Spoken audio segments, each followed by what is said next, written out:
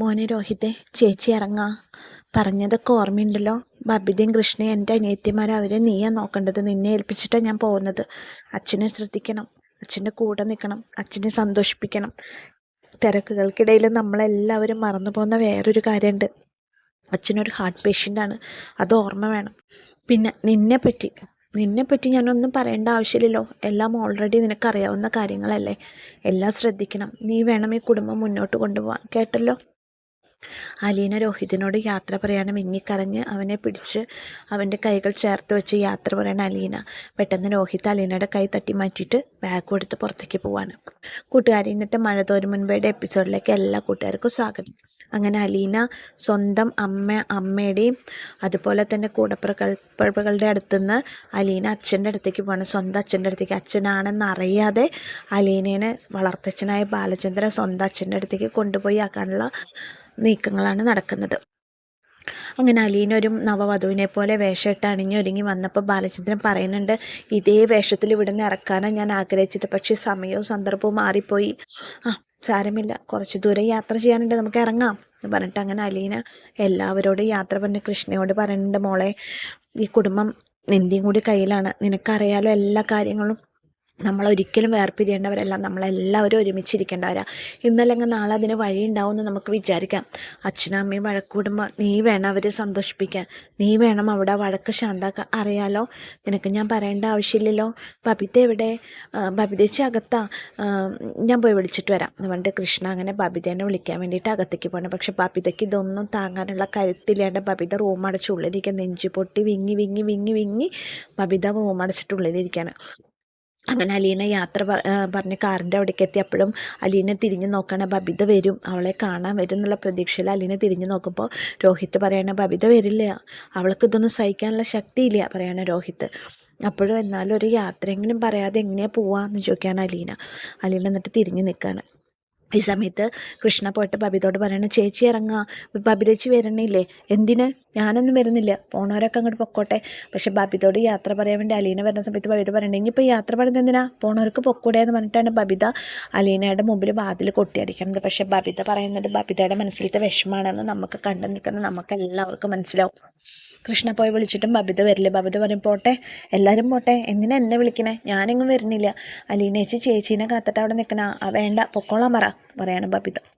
എന്നിട്ട് കൃഷ്ണ എന്നോട് എന്തിനാ ദേഷ്യപ്പെടുന്നതെന്ന് ചോദിക്കുമ്പോൾ, നീ പോ, ഇവിടുന്ന് പോകുമെന്ന് പറഞ്ഞിട്ട് അങ്ങനെ കൃഷ്ണേനെ അവിടുന്ന് ബബിത വിടാണ്. കൃഷ്ണ പോയി കഴിയുമ്പോൾ ബബിത ഇങ്ങനെ നെഞ്ചുരുകി വിഷമിച്ചിട്ട് ഇങ്ങനെ നിൽക്കുകയാണ്. അങ്ങനെ അലീന ഇത്രയും കാലം താൻ നിന്ന വീട്, അതായത് സ്വന്തം അമ്മയുടെ വീട്, സ്വന്തം അമ്മ ആണെന്ന് മനസ്സിലാക്കി തന്നെ കയറി വന്ന വീട്, കൂടപ്പിറപ്പുകളോടൊപ്പം കഴിഞ്ഞ വീട്, ഒരുമിച്ച് ഉണ്ടുറങ്ങിയ വീട്, ആ വീടിന് അവസാനമായിട്ട് യാത്ര ചൊല്ലിയിട്ട് അലീന കാറിൽ കയറണം എല്ലാവരോടും.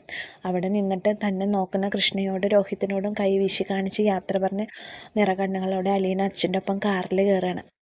കാറിൽ കയറി അലീന പോവുകയാണ്. അലീന പോയി കഴിയുമ്പോൾ ബബിത പെട്ടെന്ന് അലീന ഇറങ്ങുന്ന സമയത്ത് ബബിത വാതിൽ തുറന്ന് നോക്കണുണ്ട്. അലീന പോണതൊക്കെ അവൾ അകത്ത് നിന്ന് കാണുന്നുണ്ട്. അവൾക്കിങ്ങനെ നെഞ്ച് പൊട്ടിയിട്ടാണ് നിൽക്കുന്നത്. അങ്ങനെ അലീന പോയി കഴിയുമ്പോൾ ബബിത ചെന്നിട്ട് വാതിലടയ്ക്കുമ്പോൾ കൃഷ്ണ ചോദിക്കാൻ, എന്താ ചേച്ചി വരാഞ്ഞേ, ചേച്ചി കരയാണോ എന്ന് ചോദിക്കാൻ. ഒന്ന് പൊടി വിടുന്ന പറയുമ്പോൾ ചേച്ചി കരയാണല്ലേ എന്ന് ചോദിക്കുമ്പോൾ, ദേ പൊക്ക കൃഷ്ണ, നീ എൻ്റെ അടുത്ത് നിന്ന് മേടിക്കുമ്പോണ്ട് ബബിത കയ്യിൽ കിട്ടി എന്തോ ഒന്നെടുത്തിട്ട് കൃഷ്ണനെ എറിയാണ്. എന്നോട് എന്തിനാ ദേഷ്യപ്പെടണേ എന്നിട്ട് ഞാൻ പോവാൻ വേണ്ടി കൃഷ്ണ അങ്ങനെ അവിടെ നിന്ന് പോകണം. അവൾ പോയി കഴിയുമ്പോൾ ബബിത പൊട്ടിക്കരയാണ് റൂമിലിരുന്നിട്ട്. അങ്ങനെ കാറെടുത്തു തുടങ്ങി, കാറിൽ പോവാണ്. അലീന കരഞ്ഞുകൊണ്ടേ ഇരിക്കുകയാണ്. അപ്പോൾ ബാലചന്ദ്രൻ പറയണ, മോളെ, ഇത്രയും വിഷമവും സങ്കടമൊക്കെ ഉണ്ടെന്നെങ്കിൽ നീ എന്തിനാ അവിടെ നിന്ന് പോകുന്നത്, നിനക്ക് ഇത്രയും സഹിക്കാൻ പറ്റുന്നില്ല എന്നുണ്ടെങ്കിൽ നീ എന്തിനാ അവിടെ നിന്ന് പോകുന്നത്. അപ്പോൾ അലീന പറയണം, അച്ഛാ, കൂടപ്പറപ്പുകളുടെയും അമ്മയുടെയും എൻ്റെ അച്ഛൻ്റെയും ഒക്കെ കൂടെ ഒരുപാട് കാലം സന്തോഷത്തോടു കൂടി ആ വീട്ടിൽ നിങ്ങളിലൊക്കെ ഒരാളായിട്ട് നിറഞ്ഞ സന്തോഷത്തോടും കളിയോടും കൂടിയിട്ട് ആ വീട്ടിൽ താമസിക്കണമെന്ന് ഏറ്റവും കൂടുതൽ ആഗ്രഹിച്ച ആളാണ് ഞാൻ. ഇപ്പോഴും എനിക്ക് ആഗ്രഹം തന്നെയാണ്. പക്ഷേ എല്ലാം അച്ഛനറിയാലോ, ഞാൻ എന്തുകൊണ്ടാണ് അവിടുന്ന് പോകുന്നതെന്ന് അച്ഛനറിയാലോ. എല്ലാം അറിയുന്ന അച്ഛൻ എന്നെ കുറ്റപ്പെടുത്തില്ല എന്നാണ് ഞാൻ വിചാരിക്കണത്. എനിക്കറിയാം മോളെ, എനിക്കറിയാം. പക്ഷേ നിനക്ക് ഇത്രയും വിഷമം നീ ഇറങ്ങണ്ടായിരുന്നു. അല്ല അച്ഛനറിയാലോ ഞാൻ ഇറങ്ങാനുള്ള സാഹചര്യം എന്താണെന്ന്. അച്ഛൻ കരയാണോ? അച്ഛൻ എന്തിനാ കരയണേ? അച്ഛനറിയോ, ഞാൻ ഏറ്റവും കൂടുതൽ സന്തോഷിച്ചത് ഞാൻ അച്ഛനെ അച്ഛാന്ന് വിളിച്ചപ്പോഴാണ്. അച്ഛൻ്റെ മോളായിരിക്കുമ്പോഴാണ് ഞാൻ ഏറ്റവും കൂടുതൽ സന്തോഷം അനുഭവിക്കുന്നത്. അച്ഛനൊന്ന് നോക്കി എൻ്റെ മുഖത്തേക്ക്, എൻ്റെ മുഖത്ത് സന്തോഷം നോക്കി അച്ഛൻ. ഇതൊക്കെ കേൾക്കുമ്പോൾ ബാലചന്ദ്രൻ പറയാണ്, നിൻ്റെ ആ എന്നെ വിളിക്കുമ്പോൾ നിൻ്റെ മുഖത്ത് നിറഞ്ഞ ചിരിയുണ്ടല്ലോ, അതാണ് എനിക്കിഷ്ടം എന്ന് പറയുമ്പോൾ അലീന ഇരുന്ന് ചിരിക്കുകയാണ്. നിറഞ്ഞ കണ്ണുകളോടുകൂടി അലീന തുറന്നൊരു ചിരി ചിരിക്കുകയാണ്. അങ്ങനെ അലീനയെ ബാലചന്ദ്രൻ അലീനയുടെ അച്ഛൻ്റെ അടുത്തേക്ക് ഏൽപ്പിക്കാനുള്ള യാത്രയിലാണ്. ഈ സമയത്ത് വൈഗയുടെ വീട്ടിൽ വൈഗയുടെ ആങ്ങളമാർ തമ്മിൽ സംസാരിക്കാൻ അലീന ഇറങ്ങിയിട്ടുണ്ടാവൂലേ. ഇനി നമ്മുടെ പ്ലാൻ എന്താ ചോദിക്കുമ്പോൾ ഗംഗേട്ടൻ പറയാണ്, ഞാൻ തിരിച്ചു പോകാനാണ് ഉദ്ദേശിക്കണം എന്നൊക്കെ പറഞ്ഞിട്ട് ഇവരിങ്ങനെ അലീനയെ പറ്റി ചർച്ച ചെയ്തിരിക്കുന്ന സമയത്ത് പെട്ടെന്ന് കമല കയറി വന്നിട്ട് പറയാണ്, അറിഞ്ഞില്ലേ അവൾ പോയി, ഒരു സന്തോഷ വാർത്തയായിട്ട് അവൾ ഇറങ്ങിപ്പോയി അവിടുന്ന് പറയുമ്പോൾ ആര് ചോദിക്കുമ്പോൾ അലീന പോയി. അതിന് നീ എന്തിനത്ര സന്തോഷിക്കണേ? പിന്നെ സന്തോഷമില്ലാണ്ടിരിക്കുക, നമ്മുടെ കുടുംബവും വൈഗയുടെ കുടുംബവും ഒക്കെ തകരാൻ കാരണം അവളൊരൊറ്റൊരുത്തിയല്ലേ. നീ എന്തറിഞ്ഞിട്ട് കമല ഈ പറയണം? ഞാൻ എന്നെ കൊണ്ടൊന്നും കൂടുതൽ പറയിപ്പിക്കരുത്. അവൾ വന്നതിന് ശേഷമാണ്, അവൾ കയ്യും കാലും കട്ടി മയക്കിയെടുത്തേക്കാ എൻ്റെ മോൻ മനുവിനെ. അവൾ കാരണം കൊണ്ട് എൻ്റെ മോൻ ജയിലിൽ പോയത്. വൈഗയുടെ കുടുംബം നശിച്ചത് അവൾ കാരണം. അവൾ ഇറങ്ങിപ്പോയല്ലോ, സമാധാനമായി എനിക്ക്. ഞാനിത് പറയുന്നുണ്ടെങ്കിൽ എനിക്ക് അത്രയും വേറെയും കാര്യങ്ങൾ എൻ്റെ മനസ്സിൽ അത്രയും വിഷമിച്ചത് കൊണ്ട് മാത്രം ഞാനിതൊക്കെ പറയണം. അപ്പം നീ എന്തറിഞ്ഞിട്ട് അതൊക്കെ പറയണ? അല്ലെങ്കിൽ നിങ്ങളൊക്കെ അവളെ സപ്പോർട്ട് ചെയ്യുന്നേ ഉള്ളൂ എന്നൊക്കെ പറഞ്ഞിട്ട് കമല ഭർത്താവിനോടും അതുപോലെ ഭർത്താവിൻ്റെ സഹോദരനോടും ദേഷ്യപ്പെടുകയാണ്. അങ്ങനെ ഒരു സ്ഥലത്ത് നെഞ്ചു കരയുന്ന കുറച്ച് മനസ്സുകൾ, അലീന ഇറങ്ങിയതിൻ്റെ വിഷമത്തിൽ മറ്റൊരു സ്ഥലത്ത് അലീന പോയത് ആഘോഷിക്കുന്ന കുറച്ച് മനസ്സുകൾ.